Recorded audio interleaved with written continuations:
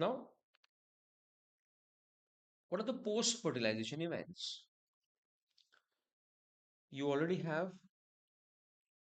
a zygote that will develop into an embryo, a primary endosperm nucleus that shall develop into the triploid nutritive endosperm. The outer integument will form testa, inner integument will form the tegment.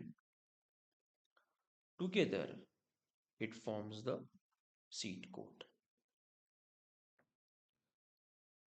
Then, the ovary wall, pericarp, will develop into the fruit. The ovary wall, sorry, will develop into the fruit wall, that is the pericarp. The synergids, the antipodal cells, they shall degenerate. The nucellus mostly will get used up, but in some cases, there is a remnant of the nucellus, which is called as perisperm. It's a PYQ, asked a couple of times. Okay, perisperm is the remnant of the nucellus. Usually, the calyx, corolla, they will fall off, except if it's a persistent calyx, like in brinjal, it will remain. Okay, so these are some of the post fertilization events. Now, remember, these are the two post fertilization events that we discuss. And the endosperm formation will precede the embryo formation. Endosperm का formation embryo के formation से थोड़ा पहले ही चालू हो जाएगा, ताकि by the time the embryo is sufficiently developed, already endosperm has developed, and the embryo will get the necessary nourishment from the endosperm.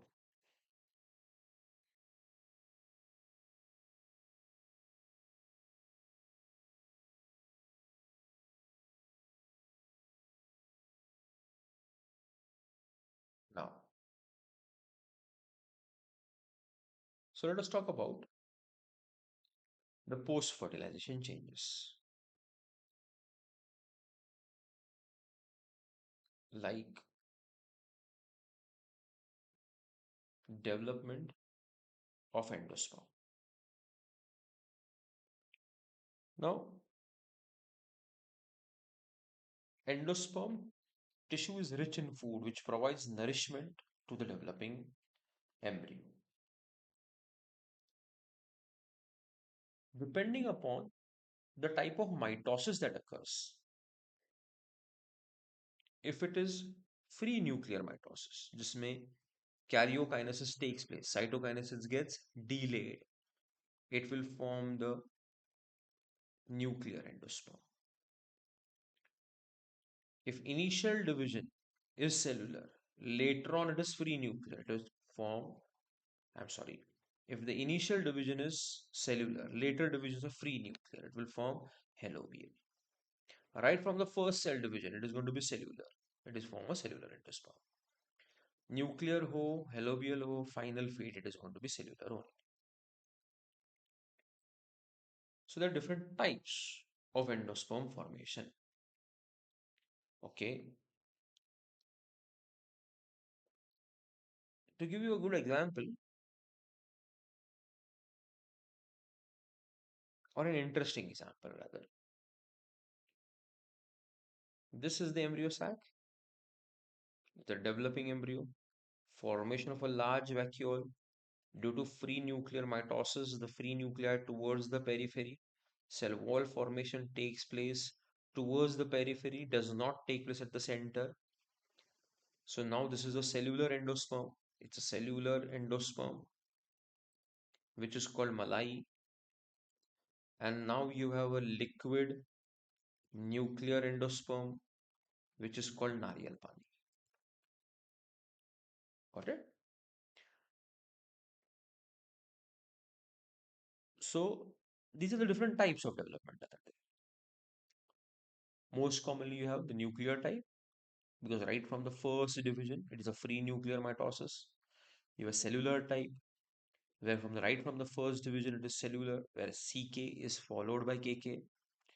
And you have the third type, that is helobial, which is an intermediate type, जहाँ पे पहला division cellular होता है, बाद के division free nuclear होते हैं, फिर से सेंट्रीपिटल वॉल फॉर्मेशन होती है, और एंडोस्पर्म जो बनेगा वो सेल्यूलर ही बनने वाला है towards the end.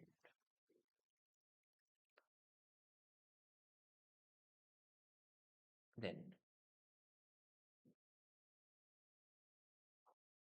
the endosperm is a starchy tissue in rice, wheat, and maize.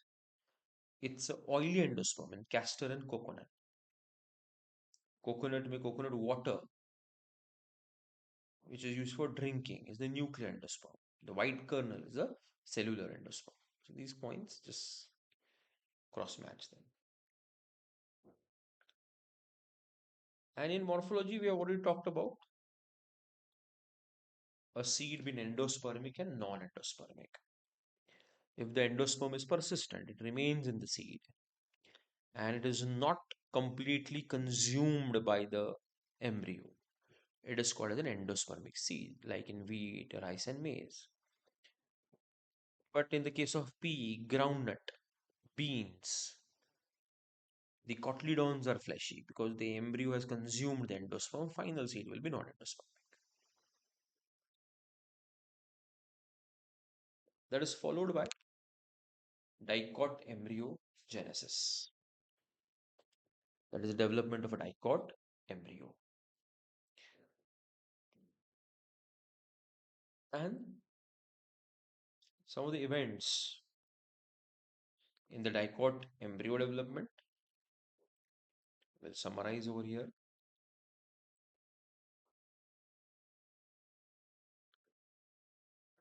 First of all, we get formation of a diploid cell called zygote, which undergoes unequal mitosis to form two cells.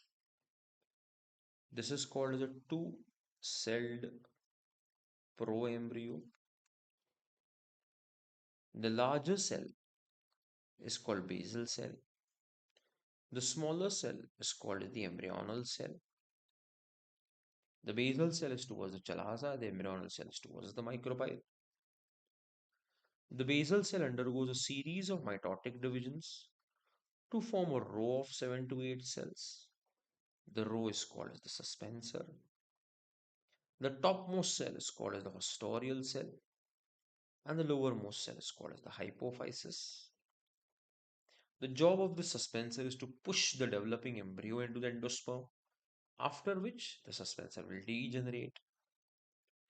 The embryonal cell undergoes two vertical and one transverse mitosis, resulting in the formation of the globular embryo. The octant stage, which shows the presence of two tires, each tire having four cells, the upper tire and the lower tire. But these details are not there in the NCRT, so let's stick to the NCRT. Now, this globular stage, through mitosis, will result in the formation of a heart-shaped embryo, which will finally turn into the horseshoe-shaped embryo with the two cotyledons, a radicle, and a plumule. So that is the embryogenesis of a typical dicot embryo. यहाँ पे आपको याद रखना है कि what are the sequence of the development. Zygote, two-celled proembryo, the globular embryo, heart-shaped embryo, and finally the horseshoe-shaped embryo. So these are the different stages of dicot embryogenesis.